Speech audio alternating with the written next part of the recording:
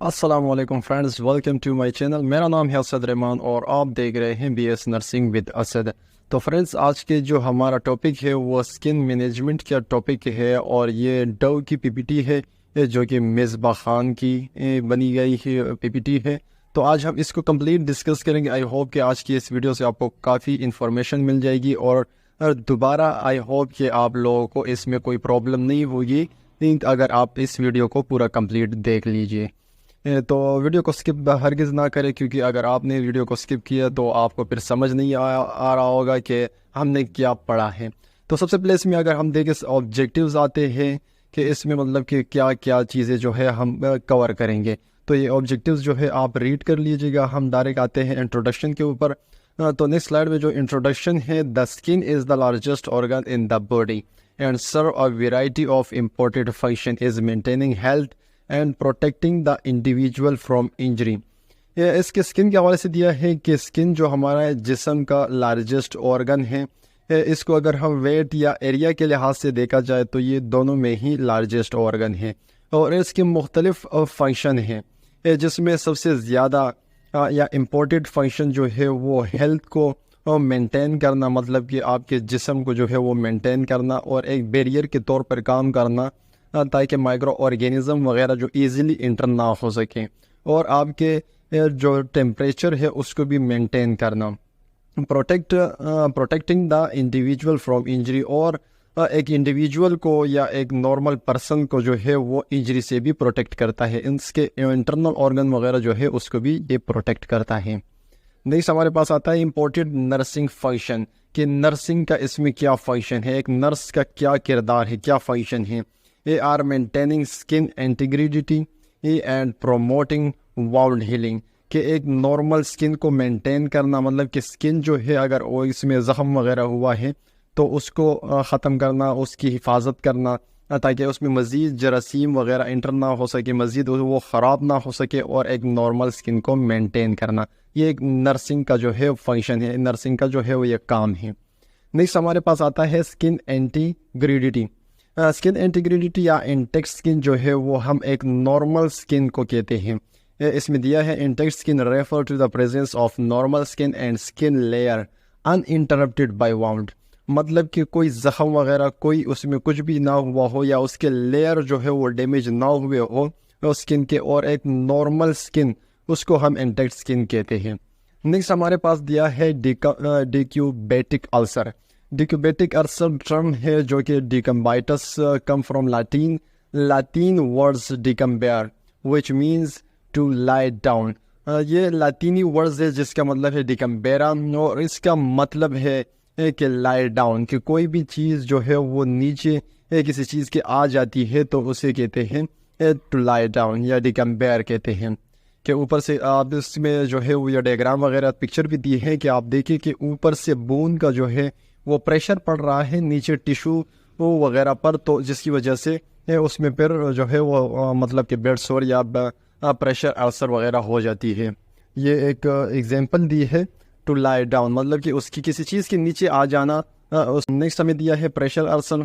Pressure ulcer consist of injury to the skin and और underlying tissue, मतलब कि अगर आपके स्किन पर कोई इंजरी वगैरह हो जाए या स्किन के इनर साइड पर इनर टिश्यूज़ वगैरह, अंडरलाइंग टिश्यू, स्किन के नीचे जो टिश्यूज़ है वो डैमेज हो जाए तो उसे हम प्रेशर अल्सर कहते हैं। Usually over a bony prominence, एक बोनी प्रोमिनेंस मतलब कि जहाँ पर आपका बोन जो है वो काफ़ी उभरा हुआ हो, ऊपर की तरफ हो, तो उसमें मतलब कि बीच में कोई गोश्त वगैरह या मसल वगैरह ऐसा कोई चीज़ ना आ रहा हो, डायरेक्ट जो है वो बोन के साथ जो है वो स्किन की लेयर अटैच हो रही हो, तो उसे हम बोनी प्रोमिनेंस कहते हैं। As a result of force alone और इन कम्बिनेशन विद मूवमेंट, मतलब कि उस पर कोई डायरेक्ट फोर्स पड़ जाए या उस प्रेशर की वजह से, या उस पर मतलब कि कोई ऊपर से जोर भी पड़ रहा हो और उसमें हल्की पुल्की मूवमेंट वगैरह भी हो रहा हो, तो उस वजह से जो है वो प्रेशर अल्सर बन जाता है। Pressure ulcer were previously called decubitus ulcer, pressure sore और बेड सोर। ये 3-4 नाम दिए हैं कि अगर इनमें से कोई भी आ जाए तो आपने कंफ्यूज नहीं होना है। और ये एमसीक्यूज़ के लिए भी मोस्ट इम्पोर्टेंट जो है वो लाइंस हैं कि इसे हम डिक्यूबाइटस अल्सर भी कहते हैं, प्रेशर सोर भी कहते हैं, या बेड सोर भी कहते हैं, या इसके अलावा प्रेशर अल्सर भी इसको हम कह सकते हैं। ये चारों नाम आ जाए तो आप डायरेक्ट समझ लीजिएगा कि ये इसी के हवाले से बात हो रही है। Pressure ulcer are a problem in both acute care setting and long term care setting include homes. मतलब कि इसमें इस ये कह रहा है कि एक्यूट मतलब कि कुछ दिनों में अगर इसकी ख्याल वगैरह स्किन का प्रॉपर तरीके से ख्याल ना रखा जाए, या एक पेशेंट का प्रॉपर तरीके से ख्याल ना रखा जाए, तो उस वजह से ये प्रेशर अल्सर हो सकता है। या लॉन्ग टर्म के लिए भी कोई पेशेंट वगैरह कोमा वगैरह में पड़ा हुआ हो, तो उसको भी अगर आप मूवमेंट वगैरह कुछ ऐसी चीज़ें ना करवाएंगे तो उसको भी बेड सोर वगैरह हो सकता है। इंक्लूडिंग होम्स मतलब कि घर में भी ये चीज़ें हो सकती है कि अगर आप घर पे आपका कोई पेशेंट है और इसको वो प्रॉपर मतलब कि मूवमेंट वगैरह उसकी नहीं हो रही है, तो उसको भी चांसेस है कि प्रेशर अल्सर उसको हो जाए। नीचे इसमें दिया है causes of decubitus ulcer. Causes of decubitic ulcer, इसमें मतलब कि कॉज क्या क्या वजूहात हो सकती है।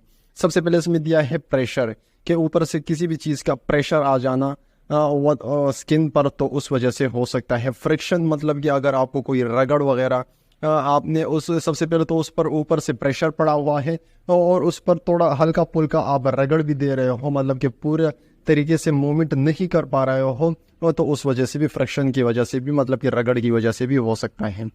शेयर का इसमें दिया है तर्ड जो है, तो शेयर के अगर मैं आपको समझाने की कोशिश करूं तो प्रेशर मतलब कि अगर आपकी किसी जगह पर एक तो प्रेशर पड़ रहा है और दूसरा उसमें इतनी मूवमेंट या खिंचावट हो जो मतलब कि एक लिमिट तक उसकी ये खिंचावट हो और उससे ज़्यादा आप उसमें खिंचाव लेकर आते हैं, जिसकी वजह से वहाँ पर टिश्यूज़ के साथ अंडरलाइन टिश्यूज़ या स्किन के साथ जो है वो मतलब कि कैपिलरीज या नर्व वगैरह कुछ भी ऐसा हो उसका कांटेक्ट ख़त्म हो जाए, तो उस वजह से भी वहाँ पर जो है वो प्रेशर अल्सर हो सकता है, या डिकम्बेटिक अल्सर इसको कह सकते हैं, तो उस वजह से भी हो सकता है। ये 3 कॉजेज़ दिया है मतलब कि इस वजूहात से हो सकती है। अब हम पढ़ेंगे रिस्क फैक्टर के हवाले से। तो several factor contributed to the formation of pressure ulcer, मतलब कि कुछ ऐसे फैक्टर हैं जिसकी वजह से रिस्क होता है कि हो सकता है कि इनको जो है वो प्रेशर अल्सर हो जाए। फ्रिक्शन की वजह से और शेयरिंग की वजह से, तो ऊपर ही मैंने आपको समझा दिया है। और इमोबिलिटी का मतलब है कि कोई भी पेशेंट या कोई भी बंदा जो है वो मूवमेंट ना कर पा रहा हो या ना कर रहा हो, तो उस वजह से भी उसको हो सकता है। इनएडिक्वेट न्यूट्रिशन मतलब कि एक प्रॉपर न्यूट्रिशन आप ना ले रहे हो और आपके जिस्म में न्यूट्रिशन की कमी हो जाए, तो उस वजह से भी। नेक्स्ट हमारे पास आता है faecal and urinary incontinence. Faecal and urinary incontinence से भी यही हो सकता है, मतलब कि अगर आप अपने स्टूल को और यूरिन पर काबू ना कर पा रहे हो तो उस वजह से भी हो सकता है। और ये वैसे नॉर्मल बंदों को नहीं होता कि अगर कोई ये पेशेंट मूवमेंट कर रहा हो और उसको ये प्रॉब्लम है तो उसे बेड सोर हो जाए, इस तरह से नहीं होता। मतलब ये इसमें एग्जांपल इसलिए दी है कि एक पेशेंट है जो आपके पास 24 घंटे लेटा रहता है, जो किसी भी वजह से आपने कोई आईवी वगैरह कुछ भी लगाया है या कोमा वगैरह में है और आपके पास पड़ा हुआ है और उसकी मूवमेंट वगैरह भी नहीं हो रही हो, और दूसरा वो अपने स्टूल और यूरिन पर भी काबू ना कर पा रहा हो और हर टाइम मतलब कि वो मतलब कि स्टूल वगैरह पास कर रहा हो और या यूरिन पास कर रहा हो, तो उस वजह से उसका जिस्म जो है या उसके वो जगह बटक्स वगैरह जो है वो मॉइस्चर रहती है, ज़्यादातर गीली वगैरह रहती है, तो उस वजह से इसको हो सकता है। डिक्रीज्ड मेंटल स्टेटस मतलब कि किसी का अगर मेंटल स्टेटस जो है ज़हनी तवाज़ुन सही ना हो, तो उस वजह से भी ये उसको हो सकता है। एक जगह पर लेटा रहता है या बैठा रहता है सोच वगैरह में, तो उस वजह से मतलब कि चांसेस है कि उसको प्रेशर अल्सर हो जाए।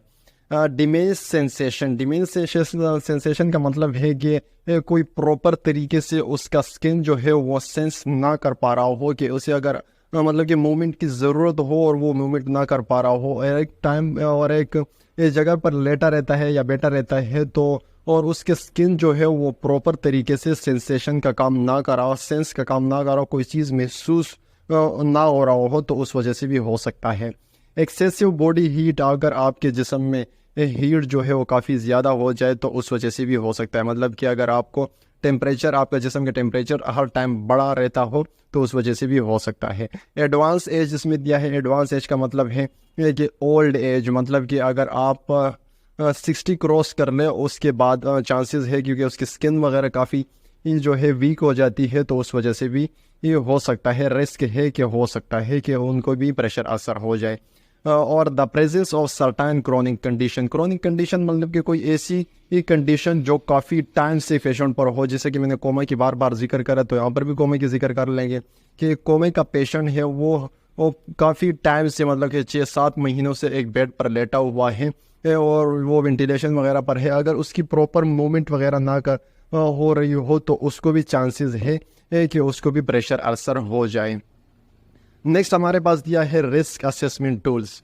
तो several risk assessment tools are available that provide the nurse with systematic means of identifying high risk for pressure ulcer development. इसमें कुछ सेवरल जो है वो कुछ ऐसे टूल्स वगैरह दिए हैं कि अगर मतलब कि एक नर्स को जो है वो आइडेंटिफाई करने के लिए ये टूल्स काफ़ी काम आते हैं और वो एक नर्स जो है वो काफ़ी इजीली जो है उसे पता चल जाता है कि इसको अभी प्रेशर अल्सर इस जगह पर हो रहा है या नहीं हो रहा है। तो मतलब कि ये कुछ टूल्स के हवाले से बात की हो रही है, जिसमें सबसे पहले हमारे पास आता है ब्रेडन स्केल और नेक्स्ट हमारे पास आता है northern pressure area risk assessment. ये 2 स्केल हमारे पास आती है या टूल्स जिसे कह सकते हैं, टूल्स हमारे पास आती है जिससे एक प्रेशर या एक बेड सोर या एक प्रेशर सोर को जो है एक नर्स को ईजिली पता चल जाता है कि इसको अभी प्रेशर अल्सर हो रहा है या होने वाला है। तो सबसे पहले हम बात करेंगे ब्रेडन स्केल के हवाले से। तो Brydon scale for predicting pressure सोर रिस्क कंसिस्ट ऑफ 6 सब स्केल्स। इसमें 6 स्केल्स दिए हैं कि इसको मद्देनज़र रखते हुए हम देखते हैं कि ये पेशेंट जो है इसकी या स्किन जो है वो अभी मज़ीद बेड सोर वगैरह या प्रेशर सोर इसको होगा या नहीं होगा। जिसमें सबसे पहले हमारे पास आता है सेंसरी परसेप्शन। सेंसरी परसेप्शन का मतलब है कि हम उसकी सेंसेशन वगैरह देखते हैं, सेंस देखते हैं कि वो कोई चीज़ फील कर पा रहा है या नहीं। ये जिसकी मदद से हम उसको जो है वो नंबरिंग वगैरह देते हैं, जिसमें 4 नंबर होते हैं। हम उसको नंबरिंग देते हैं कि क्या उसकी सेंसेशन जो है वो प्रॉपर तरीके से काम कर रही है या नहीं कर रही है। इसके अलावा ब्रेडन स्केल के अलावा GCS ग्लासोस्कोमा स्केल जो है उससे भी हम ये इजीली पता चल जाता है या इजीली उससे पता चल जाता है। नेक्स्ट हमारे पास आता है मॉइस्चर। हम उसकी मॉइस्चर मतलब कि स्किन देखते हैं कि मॉइस्चर है या ड्राई है या किस तरीके से है, तो उससे भी हम उसको नंबरिंग वगैरह देते हैं। एक्टिविटी उसकी देखते हैं कि क्या वो कुछ एक्टिविटी कर पा रहा है या नहीं कर पा रहा है। मोबिलिटी देखते हैं कि मतलब वो कोई मूवमेंट वगैरह कर रहा है या नहीं कर रहा, या कितना मूवमेंट कर रहा है, या बिल्कुल मतलब कि हर टाइम लेटा रहता है 24 घंटे। या न्यूट्रिशन के हवाले से देखते हैं कि उसकी न्यूट्रिशन वगैरह किस तरह से है, उसकी डाइट किस तरह से है, क्या वो खुद कोई चीज़ ले रहा होता है या प्रॉपर तरीके से कर रहा है या नहीं कर रहा है, या किस तरीके से है। फ्रिक्शन और शेयर के हवाले से कि उसको रगड़ वगैरह तो नहीं हो रही है, और शेयर का भी मैंने आपको बताया, दोबारा अभी टाइम ज़ाया नहीं करेंगे। तो इसके जो है वो टोटल जो है वो 23 पॉइंट्स होते हैं, मतलब कि 23 पॉइंट्स इसके होते हैं। ये तकरीबन 6 सब स्केल है, इससे हम नंबरिंग वगैरह देते हैं और इसके टोटल जो है वो 23 नंबर होते हैं। अगर 19 से 23 के दरमियान है तो इसका मतलब है कि ये नॉर्मल है, और अगर इससे फिर बिलो आ जाए, मतलब कि total of 23 points is possible and an adult who scores below 18 points is consider at risk. मतलब कि 18 नंबर से अगर उसके नंबर कम आ जाए इसमें, तो उसको ये अंदाज़ा लगाया जाता है कि इसको जो है अभी प्रेशर अल्सर होने वाला है या हो रहा है। नेक्स्ट हमारे पास आता है अनदर टूल। दूसरा टूल जो हमारे पास है northern pressure area risk assessment हमारे पास आता है। It include the categories of, इसमें हम कैटेगरीज वगैरह देखते हैं। जनरल फिजिकल कंडीशन, उसकी फिजिकल कंडीशन देखते हैं। मेंटल स्टेट मतलब इसकी एक्टिविटी देखते हैं। मोबिलिटी देखते हैं। इनकॉन्टिनेंस जैसे कि मैंने पहले ही बताया है कि वो क्या अपने आप को का मतलब कि काबू कर पा रहा है या नहीं काबू कर पा रहा है, जैसे स्टूल वगैरह पर या यूरिन पर उसका काबू है, या वैसे ही ये वो मतलब कि जब भी इसमें हम नेक्स्ट हमारे पास आता है इनकॉन्टिनेंस। इसके स्टूल के हवाले से देखते हैं, स्टूल और यूरिन के वो उसके काबू में है या नहीं है। नेक्स्ट हमारे पास आता है स्टेजेस ऑफ प्रेशर अल्सर। हमारे पास 4 स्टेजेस होती है, तो इसके हवाले से हम बात करेंगे। तो सबसे पहले हमारे पास आता है नॉन ब्लंचेबल या erythema signaling potential ulceration. Non blanchable भी इसको कहते हैं, और ये हमारे पास यूँ समझ लें कि एक प्रेशर अल्सर का एक सिग्नल होता है जो हमारा स्किन हमें देता है कि अगर आपने इसके प्रॉपर मतलब कि इलाज वगैरह ना किया या मूवमेंट वगैरह ना की, तो हो सकता है कि मज़ीद इसमें फिर प्रेशर अल्सर हो। और इसमें हमारे पास सिर्फ एपिडर्मिस लेयर जो है वो ही इन्वॉल्व होती है। नेक्स्ट हमारे पास आता है सेकेंड स्टेज। सेकेंड स्टेज में हमारे पास पार्शियली थिकनेस आ जाती है, स्किन लॉस हो जाता है। एब्रेशन कहते हैं कि अगर आपका स्किन जो है वो थोड़ा सा रगड़ वगैरह कर ले, तो वो हमारे पास सेकेंड स्टेज में आती है। ब्लिस्टर हमारे, अगर मैं पिक्चर में साइड में दिखा दूँ, आप जिसको ब्लिस्टर कहते हैं कि अगर आपके जिस्म में, आपके स्किन पर जो है वो कहीं पर भी इस तरह से पानी भर जाता है स्किन के अंदर ही, ये तो इसे हम ब्लिस्टर कहते हैं। और शेलो क्रिएटर भी आप साइड में देख रहे होंगे कि आपके स्किन जो है वो थोड़ा सा इनर साइड पर जो है मूव कर लेता है, मतलब कि अंदर की साइड तो 10 हो जाता है, 10 लेता है। Involving the epidermis and possibly the dermis. इसमें हमारे पास एपिडर्मिस और डर्मिस जो है वो दोनों ही लेयर, जो स्किन की लेयर है, वो इन्वॉल्व हो जाती है। ये हमारे पास सेकेंड स्टेज था। अब हम बढ़ते हैं थर्ड स्टेज की तरफ। तो फुल थिकनेस स्किन लॉस, इस पे फुल थिकनेस आ जाती है, हमारे पास स्किन लॉस हो जाता है, इन्वॉल्विंग डैमेज और नेक्रोसिस। हमारा स्किन जो है वो लॉस हो जाता है, डैमेज हो जाता है। और नेक्रोसिस मतलब क्या, अगर आप साइड में पिक्चर में देख रहे हो तो उसमें हमारे स्किन का कलर जो है वो चेंज हो जाता है और येलोइश कलर जो है उसमें आ जाता है।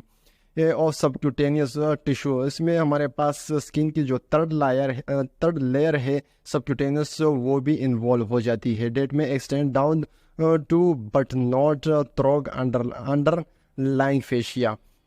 मतलब कि इसमें हमारे पास थर्ड लाइन भी जो है वो सबक्यूटेनियस टिश्यू का जो लेयर होती है वो भी इसमें इन्वॉल्व हो जाती है, और ये इनर साइड पर जो है वो एक्सटेंड हो जाती है, बेंड हो जाती है। आप साइड में पिक्चर में भी देख रहे होंगे। अब हम बढ़ते हैं फोर्थ स्टेज की तरफ, जो हमारे पास लास्ट स्टेज है इसका, स्किन के स्टेजेस वगैरह का। इसके मज़ीद भी 2 स्टेज है, लेकिन ये हमारे पास इसमें लास्ट स्टेज है, जिसमें हमारे पास आती है full thickness skin loss with tissue necrosis और डैमेज टू मसल, बोन और supporting structure such as tendon और जॉइंट कैप्सूल।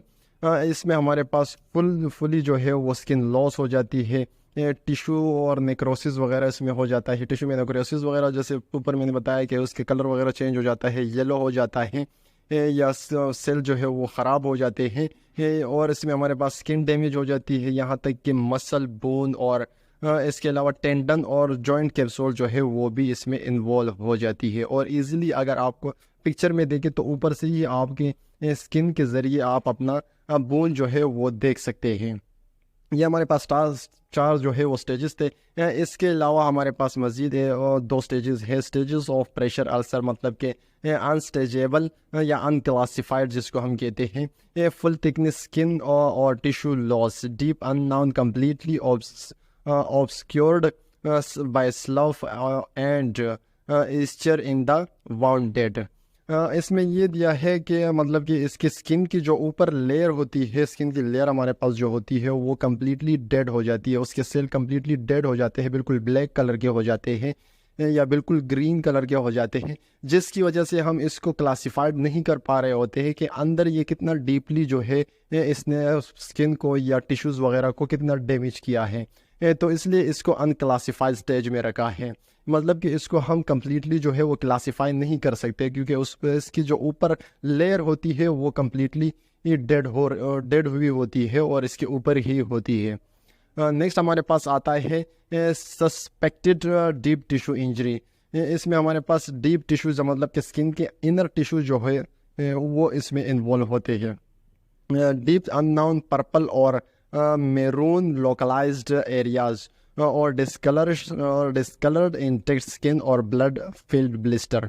इसमें ये कहा गया है कि हमारा स्किन जो है वो अंदर की तरफ से बिल्कुल पर्पल वगैरह हो जाता है या मैरून कलर का जो है वो हो जाता है, और अंदर की तरफ अगर आपको ऊपर स्किन को देखें तो वो कम्प्लीटली जो है वो बिल्कुल स्मूथ सा एक सही सा नज़र आ रहा होगा, लेकिन स्किन के इनर साइड पर अगर आप देखें तो एक ब्लडी टाइप सा हुआ होता है, मतलब कि ऐसा लगता है कि इसमें कोई ब्लड वगैरह जमा हुआ होता है।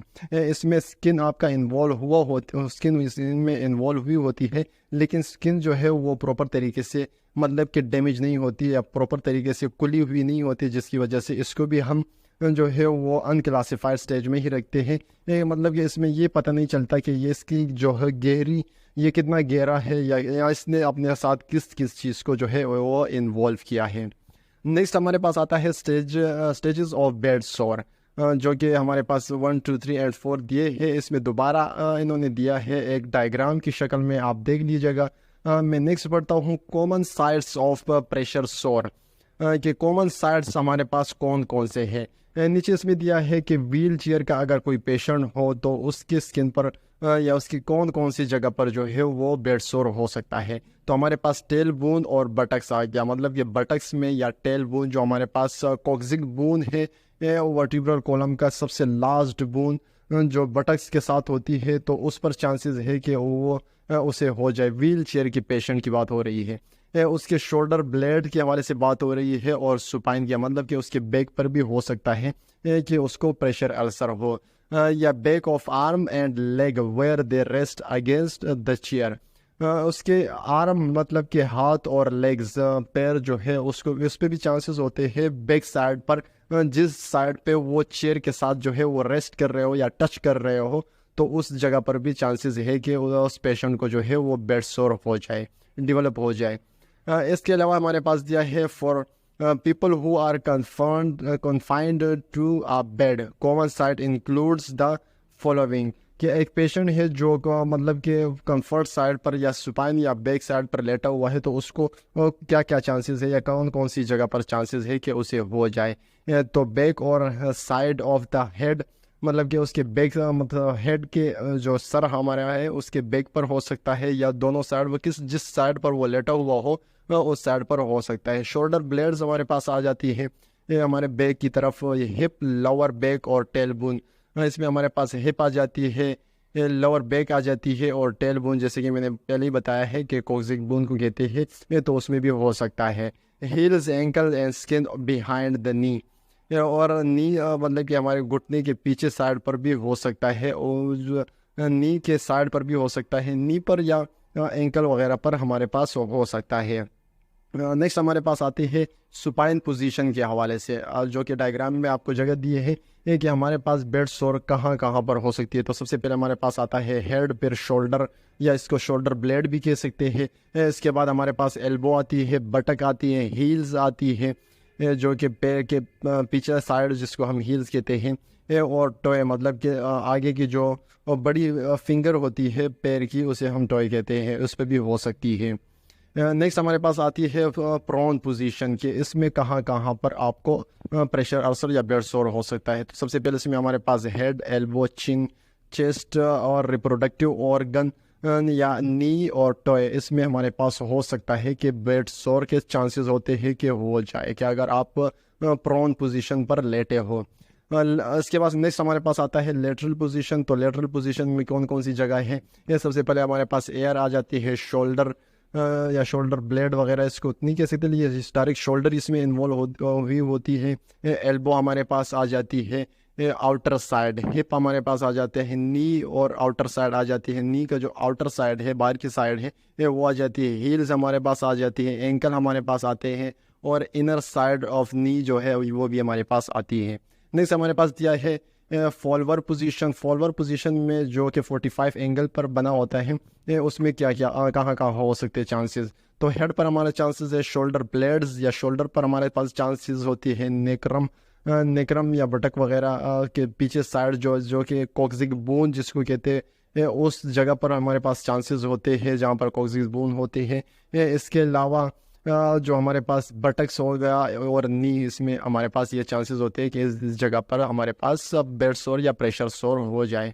नेक्स्ट हमारे पास आते हैं equipments uses to reduce bed sore, कि कौन कौन से इक्विपमेंट्स हैं। इसमें कुछ इक्विपमेंट्स जो आप डायग्राम में देख सकते हैं, कुछ इक्विपमेंट्स है कि अगर आपको बेड सोर हो रहा हो या हुआ हो तो उसको कम करे, उसकी कोशिश होती है कि एक नर्स की कोशिश होती है कि वो कम से कम हो या ख़त्म हो जाए, या चांसेस ही ना हो कि बेड सोर बन जाए।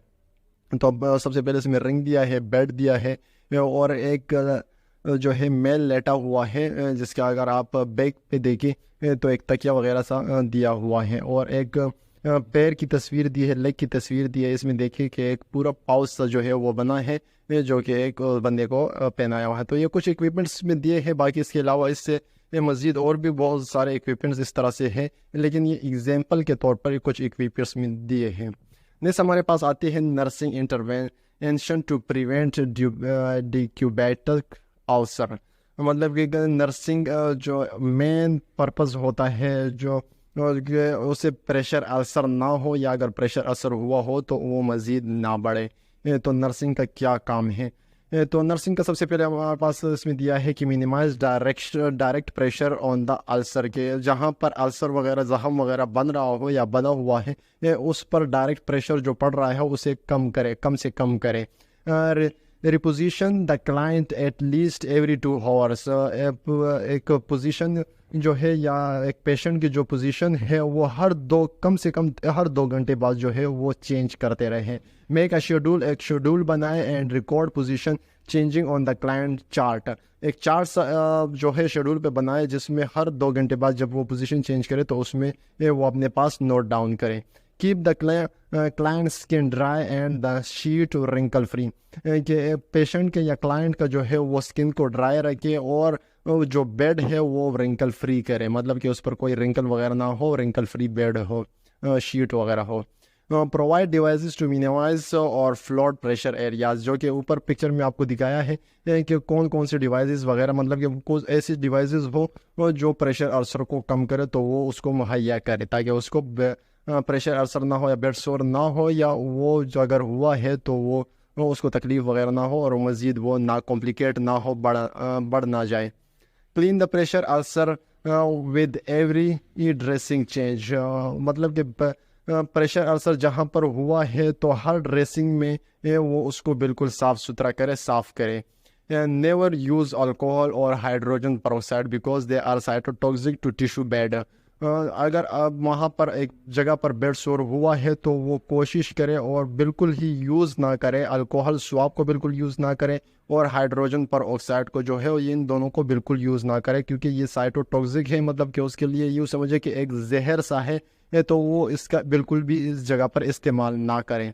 If the pressure ulcer is infected, अगर प्रेशर अल्सर जो है वो इन्फेक्टेड है, कोई ज़ख़म वगैरह बन गया है, obtain a sample of the drainage for the culture and sensitive to antibiotic agent, कि उससे एक थोड़ा सा सैंपल वगैरह ले ताकि उसकी कल्चर जो है वो टेस्ट आता है वो करवाए, ताकि उससे पता चले कि कौन सी एंटीबायोटिक जो है वो सेंसिटिव है इस पेशेंट को यूज़ कराने के लिए, कि कौन से इस ज़ख़म वगैरह पर कौन सी एंटीबायोटिक इस पर सही काम करेगी। Teach the client to remove frequently even if only slightly to relieve pressure, कि कोशिश करे कि कम से कम वो थोड़ा बहुत जो है पेशेंट जो है वो मूवमेंट करे, अगर ख़ुद से मूवमेंट कर पा रहा है उसको टीच करे, बताए ये कि थोड़ा बहुत हल्का पुल्का जो है वो कम से कम इसमें मूवमेंट वगैरह करे, ताकि उसको बेड सोर ना हो या मज़ीद ना कॉम्प्लिकेट ना हो। मज़ीद इसमें दिया है रेफरेंस वगैरह। तो ये डव की आज की पीपीटी थी, जो आई होप आप लोगों को इससे कुछ ना कुछ इन्फॉर्मेशन मिल गई होगी और काफ़ी कुछ सीखने को मिला होगा। लेकिन अगर फिर भी कोई डाउट्स है तो आप मुझे नीचे कमेंट बॉक्स में ज़रूर कमेंट करें, मैं कोशिश करूँगा कि आपके डाउट्स को जो है वो क्लियर करूँ। तो मिलते हैं एक नई वीडियो में, तब तक के लिए अपने और अपने प्यारों का ख्याल रखें। अल्लाह हाफिज़।